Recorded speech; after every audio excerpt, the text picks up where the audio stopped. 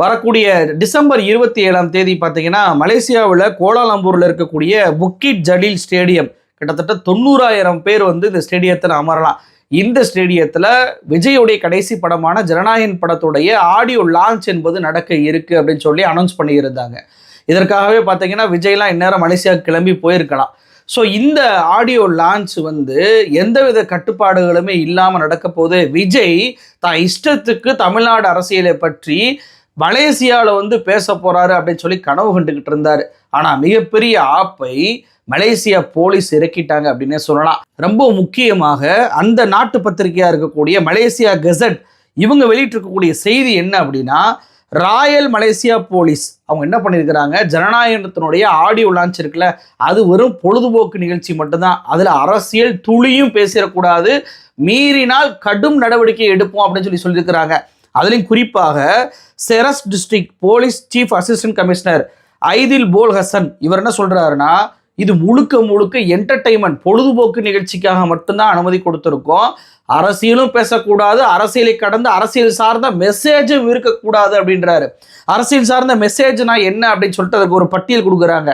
என்ன கொடுத்துருக்குறாங்க, symbols, banners, materials, movements, convoys, live broadcasting of political messages within the concert venue or its surrounding areas அப்படின்னு சொல்லி கொடுத்துருக்குறாங்க. அதாவது என்னென்ன பேன் பண்ணியிருக்கிறாங்க அப்படின்னா, இவங்க வந்து டிஷர்ட் போட்டு வருவாங்கள்ல, தாவேகா, விஜய், ரெட்டை யானை அப்படின்னு சொல்லிலாம் வந்து போட்டு வருவாங்க, அந்த டிஷர்ட் போட்டு வரக்கூடாது. ஹேண்ட் ஃபேன், கை விசிறி, அதில் வந்துட்டு தாவேகா, விஜய் படம் போட்டு அந்த அரசியல் சார்ந்த அந்த கை விசிறிகள் கொண்டு வரக்கூடாது.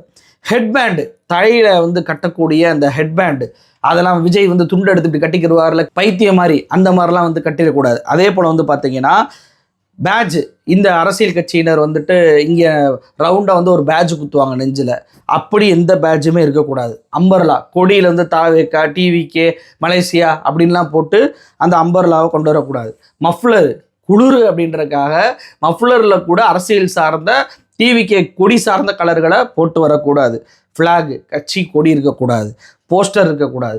கையில் கொண்டு வரக்கூடிய பொருட்கள், கை குட்டைகள், அதே போல் வந்துட்டு பார்த்தீங்கன்னா ஹேண்ட்பேக்கு, நார்மலான ஒரு பேக்கு, இதிலெல்லாம் வந்துட்டு தாவேக்கா, கட்சி கொடி கலரு, இல்லை கட்சி சார்ந்த அரசியல் சார்ந்த மெசேஜ் சொல்லக்கூடிய விஷயங்கள்லாம் இருந்துச்சுன்னா அங்கே கொண்டு வரக்கூடாது அப்படின்னு சொல்லி மலேசியா போலீஸ் ஸ்ட்ரிக்டாக ஆர்டர் போட்டிருக்கிறாங்க.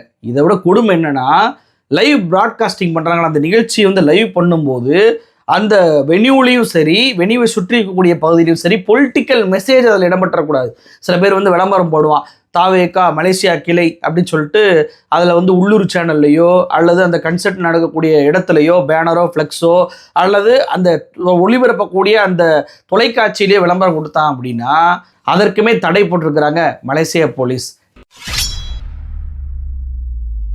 இதனால் ஒட்டுமொத்த ஜனநாயக படக்குழுவுமே ரொம்ப ரொம்ப பீதியில் போய் உறைஞ்சிருக்கிறாங்க. ஏன்னா விஜய்க்கு தமிழ்நாடு அரசோ புதுச்சேரி அரசோ எவ்வளோ பெரிய கண்டிஷனை போட்டாலும் அந்த கண்டிஷனை தொடர்ச்சியாக மீறக்கூடிய நபர்கள் தான் இவங்க. விஜயே ஒய்பிரிவு பாதுகாப்பு இவங்களுடைய பயத்தில் தான் வச்சிருக்கிறாருன்னு வச்சுக்கோங்களேன். அப்படி இருக்கும்போது இவங்க எப்படி மலேசியாவில் போயிட்டு இந்த இதெல்லாம் ஃபாலோ பண்ணுவாங்க?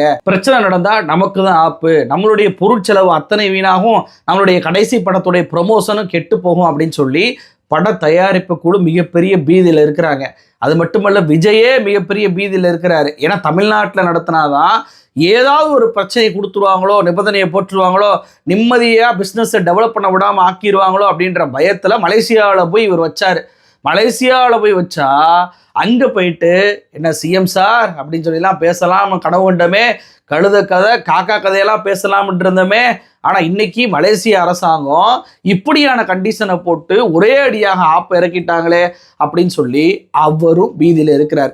நான் விஜய்கிட்ட என்ன கேட்குறேன், நீங்கள் இப்போ ஓப்பனாக பேசுங்களேன், என்ன ஸ்டாலின் சார் பயமா அப்படின்னு சொல்லிட்டு மலேசியாவில் போய் பேசி பாருங்களேன். அங்கதான் மலேசிய அரசை ஸ்டாலின் தான் தூண்டி விட்டுட்டார், அதனால தான் இப்படிப்பட்ட தடைகள் எங்களுக்கு போட்டிருக்கிறாங்க அப்படின்னு சொல்லி பேசி பாருங்களேன். ஏன்னா உங்களுக்கு புதுச்சேரியில் QR கோடு போட்டு உள்ள அனுப்புனா, QR கோடுக்கு ஒரு ஆள் தான் அப்படின்னு சொல்லிட்டு 2 பேர் போனப்ப கூட அந்த பெண் IPS வந்துட்டு உங்க ரசிகர்களை விரட்டி அடிச்சாங்க. அப்படிப்பட்ட எந்த ஒரு நிபந்தனையுமே ஈரோட்டில் கொடுக்கல. QR கோடு இல்லை, பாஸ் இல்லை. யார் வேணாலும் வரலாம், இதை செங்கோட்டையனே சொல்றாரு. ஆனா இவர் நேற்றைக்கு வெளியிட்ட அறிக்கையில் என்ன சொல்றாரு, அதை நாஜிர் சம்பத் அந்த அறிக்கை எழுதியிருக்கிறாரு. இப்படியான செந்தமிழ்லாம் விஜய்க்கு அறிக்கை எழுத தெரியாது. அந்த அறிக்கையில ஈரோடு மீட்டிங்க்கு எண்ணிலடங்கா கட்டுப்பாடுகளை போட்டாங்களாம். நிபந்தனைகளை இந்தியாவில் எந்த கட்சிக்குமே கொடுக்காத அளவுக்கு கொடுத்தாங்களாம். அதுவும் அதில் என்ன சொல்றாங்க, அதிகார முகமூடியின் எண்ணங்களே நிர்பந்தமாக நெருக்கடியாக நமக்கு மாறி இருக்கு, நமக்கு வைக்கப்பட்டிருக்கு அப்படின்றாரு. இது மாதிரி போய் மலேசியாவில் சொல்லுவாங்களே, மலேசியா ஆளும் அரசே டிவிகேவை எதிர்க்கிறீங்களா, எங்கள் அண்ணன் விஜய் பவர் தெரியுமா அப்படின்னு சொல்லி பேசி பாருங்களேன், தாவேக்காவுடைய பவர் தெரியுமான்னு பேசி பாருங்களேன். அதை ஒரிஜினா நீங்கள் தான் பேசுவீங்களே, எங்கள் அண்ணனை தொட்டுப்பார், வீட்டில் நுழைஞ்சு பார், நாளைக்கே இளைஞர்கள் உங்களுடைய வீடை முற்றுகையிடுவாங்க. அதே மாதிரி மலேசியாவில் போய் பேசுங்களேன். எங்கள் அண்ணனுக்கு எதிராகவா நீங்கள் பேசுகிறீங்க, அவர் அப்படித்தான் ஸ்டாலினை திட்டி பேசுவார், எங்கே நீங்கள் தடையை போட்டுப்பாரு, எங்கள் நாளைக்கே இளைஞர்கள் மலேசிய அரசாங்கம் முற்றுகையிடுவாங்கன்னு சொல்லிட்டு அதை ஒரிஜினா பேசுவாரா? பேச மாட்டீங்களே. இப்போ உடனடியாக இப்படியான கட்டுப்பாடுகள் போட்ட உடனே பார்த்தீங்கன்னா பம்மிட்டு நான் சொன்னல ஒரு பட்டியல், அது எதுவுமே கொண்டு வரக்கூடாது அப்படின்னு சொல்லிட்டு படக்குழுவுடைய அந்த நிர்வாக ஆர்கனைசர் சொல்றாரு. அதாவது மலேசியாவில் ஜனநாயகன் படத்தை டிஸ்ட்ரிபியூட் பண்ணுற, இந்த நிகழ்ச்சியை ஆர்கனைஸ் பண்ணுற மாலிக் ஸ்ட்ரீம் கார்பரேஷனுடைய சிஇஓ அப்துல் மாலிக் தஸ்தகீர் இவர் என்ன சொல்கிறாருன்னா, தளபதி திருவிழா அப்படின்ற பேரான். அது முழுக்க முழுக்க என்டர்டைன்மெண்ட் நிகழ்ச்சியாக தான் நடக்கும். இதில் அரசியல் என்பது ஒருபோதும் பேசப்போவதே இல்லை. வரக்கூடிய ரசிகர்கள் யாருமே இதை எதையுமே கொண்டு வந்துடுறாதீங்க அப்படின்னு சொல்லிட்டு காலில் விழாத குறையா சொல்கிறாரு. ஏன் தெரியுமா அப்படி சொல்கிறாரு? அந்த நாட்டுடைய ரூல்ஸ் அப்படி. இப்போ விஜயோ அல்லது ஆதவ அர்ஜுனாவோ இல்லை விண்ணப்பிற யாரோ ஒரு நபர்கள் அரசியல் பேசிட்டான்னு வச்சுக்கோங்களேன், அரசியல் மெசேஜ் வரக்கூடிய அளவுக்கு வந்துருச்சுன்னு வச்சுக்கோங்களேன், உடனடியாக அந்த நாட்டு சட்டப்படி அந்த ஆர்கனைசரை கைது பண்ணிடுவாங்க. மீண்டு வர முடியாத அளவுக்கு கடுமையான அபராதத்தை அவங்க போடுவாங்க. இப்போ மலேசியாவில் இருக்கக்கூடிய தாவேக்கா தற்குறிகள் அவங்க போயிட்டு இவங்க என்ன சொல்கிறது, நான் வர்றேன் அப்படின்னு சொல்லிட்டு தாவேக்கா கொடியை போடுறது, இந்த பைக்கில் விஜயோடைய ஃபோட்டோவை போட்டுக்கிட்டு தாவேக்கா கொடி சின்னத்தை போட்டுக்கிறது, ஹேண்ட் பேண்டை கட்டிக்கிறது, இப்படிலாம் பண்ணிங்கன்னா பெர்மிட்டை கேன்சல் பண்ணி உடனடியாக வீட்டுக்கு தூக்கி அனுப்பிடுவான். வேற எந்த நாட்டுக்குமே வேலைக்கு போக முடியாத மாதிரி மாறிடும். அது போக இங்கே இருக்கக்கூடிய தாவேக்கா தற்குறிகள் மலேசியாவில் போயிட்டு நாங்கள் யார் தெரியுமா, விஜய் எங்கள் அண்ணன் தெரியுமா, விஜய் சொன்னாவே கேட்க மாட்டோம், நீங்கள் சொன்னால் கேட்டுருவோமா அப்படின்னு சொல்லி சொன்னீங்கன்னா பாவம்ப்பா. அந்த ஜனநாயகன் படத்தை, அந்த கடைசி படத்தை வாங்கி டிஸ்ட்ரிபியூட் பண்ணுற கொடுமைக்கு உங்களால் அவர் ஜெயிலுக்கு போயிடாமல், உங்களால் கடும் அபராதத்தை கட்டிடாமல், நீங்கள் தான் நிகழ்ச்சிக்கு சேரை உடச்சி போட்டுருவீங்க. சேரை உடஞ்சி போன சேருக்கு கூட காசு கொடுப்பது என்பது கம்மி தான். மலேசியாலாம் போய் சிக்கினீங்கன்னா உங்கள் வாழ்க்கை தொலைஞ்சு போயிடும். உங்கள் அண்ணன் விஜயை நம்பி எங்கள் அண்ணன் விஜய் யார் தெரியுமான்னு சொல்லி சவால் விட்டுக்கிட்டு இந்த கரண்ட் கம்பியில் ஏறுறது, அந்த ஸ்டேடியத்தில் இருக்கக்கூடிய சேறுகளை உடைக்கிறது, அங்கே போயிட்டு ஏதாவது அரசியல் சில்மிசங்கள் பண்ணுறது, இப்படிலாம் பண்ணிங்கன்னா உங்கள் வாழ்க்கைக்கு நான் நல்லது சொல்கிறேன். உங்கள் கை கால் வாயெல்லாம் மொத்தமாக அடக்கிக்கிட்டு போனோமா, போய் ஆடியோ லாஞ்சை ரசித்தோமா, திரும்பி வந்தோமான்னு இருங்க. அதுதான் உங்களுக்கு நல்லது. அப்போது ஒரே ஒரு விஷயம் மட்டும் இதில் என்ன தெரியுது, விஜய்க்கு அரசியல் ரீதியான கட்டுப்பாடுகள் நிபந்தனைகள் காவல்துறை போட்டால் அதை அவர் ஃபாலோ பண்ண மாட்டார், அதை எதிர்த்து பண்ணுவார், தன்னுடைய தொண்டர்களை ஏவி விடுவார். அவங்க நல்லதுக்காக தான் போடுறாங்க, ஆனாலும் அதை மீறுவார்ல விஜய். ஆனால் பாருங்கள், படத்துக்குன்னு வந்த உடனேயே எதையுமே கொண்டு வராதீங்கன்னு சரண்டர் ஆகுறாங்க, அறிக்கைகளை விடுறாங்க, இதெல்லாம் இந்த திங்ஸ் எல்லாம் கொண்டு வந்துடுறாங்க அப்படின்னு சொல்லிட்டு. அப்போ பொருளாதார விஷயத்தில் பண விஷயத்தில் விஜய் கண்ணும் கருத்துமாக இருப்பதை போல தன்னுடைய ரசிகர்கள் உயிருக்கு அச்சுறுத்தல் ஏற்படாதவாறு அவங்களுடைய உயிருக்கு பாதுகாப்பு கொடுக்கக்கூடிய பயனுள்ள கட்டுப்பாடுகளை காவல்துறை போட்டால் மட்டும் அதெல்லாம் நான் கேட்க மாட்டேன் அப்படின்றாருன்னா, இவருக்கு பணம் தான் முக்கியம், பிஸ்னஸ் தான் முக்கியமே தவிர மக்களோ அவங்க கட்சி தொண்டர்களோ எந்த முக்கியமும் கிடையாது. ஏன்னா அஜிதா ஆக்னல் அப்படின்ற தூத்துக்குடி மாவட்ட பொறுப்பாளர் இன்னைக்கு தற்கொலை பண்ணக்கூடிய முயற்சி எடுத்திருக்கிறாராம். விஜய் என்னமே சொல்லாமல் மலேசியாவுக்கு போயிட்டாரு அப்படின்னு சொல்லி அந்த காரை மறைச்சு பார்த்தாரு, காரை விட்டு இறங்கலை, ஆஃபீஸை முற்றுகையிட்டு பார்த்தாரு, ஆஃபீஸ்குள்ளே கூப்பிட்டு பேசலை, இன்னைக்கு தற்கொலை முயற்சி வரைக்கும் போயிருக்கு. அவரும் ஒரு பெண் தானே, மதுரை மாவட்ட நிர்வாகி. அவர் பார்த்தீங்கன்னா அந்த பெண்கள், அந்த தாவேக்காவுடைய பெண்களை ஃபுல்லாக பாடி ஷேமிங் பண்ணுறாராம், காசு வாங்கிக்கிட்டு தான் பதவி போடுறாராம்.